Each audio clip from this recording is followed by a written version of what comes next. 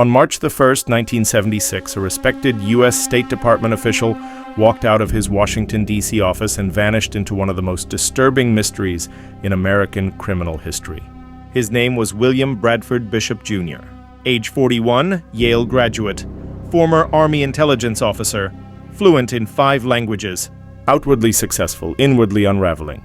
That afternoon, Bishop withdrew cash from his bank, bought a gas can, a shovel, and a ball-peen hammer. Then he drove home to his quiet suburban house in Bethesda, Maryland. Sometime around 7:30 that night, investigators believe Bishop walked into the bedroom where his wife, Annette, was reading a book. He attacked her with the hammer. Then he moved room to room, killing his 3 sleeping sons, ages 14, 10, and 5. And finally, he killed his mother. Bishop then loaded all 5 bodies into the family station wagon, covered them with blankets, and began a long drive south. By the next morning, he was deep into North Carolina. In a remote wooded area near the town of Columbia, he dug a shallow pit, buried his family, and set the bodies on fire. A park ranger responding to what looked like a brush fire discovered the charred remains along with a shovel and an empty gas can. For more than a week, investigators had no idea who the victims were. That changed when a neighbor called police for a welfare check on the Bishop home. Inside, officers found blood everywhere but no bodies, instantly linking the 2 scenes.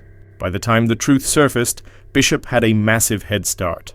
His station wagon was found abandoned days later at a campground in the Great Smoky Mountains on the Tennessee-North Carolina border. Inside were blood-soaked blankets, hiking gear, maps, and traces of his dog. But Bishop was gone. Motive has never been officially confirmed, but investigators noted he'd recently been passed over for a promotion, was dealing with depression, and had financial pressure. Whatever the trigger was, it ignited a massacre. After he abandoned the car, Bishop seemed to vanish from the face of the earth. And that's where the mystery deepens.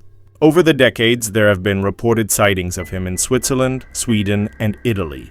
One former co-worker swore he saw him in a men's restroom in Sorrento. When he called out Bishop's name, the man froze, then bolted. None of the sightings were ever verified. Because Bishop was highly educated, spoke multiple languages, and had international experience, investigators believe he could have easily built a new identity overseas. The FBI put him on the 10 most wanted list in 2014. He remains wanted for murder and unlawful flight. Even today, the case is still active.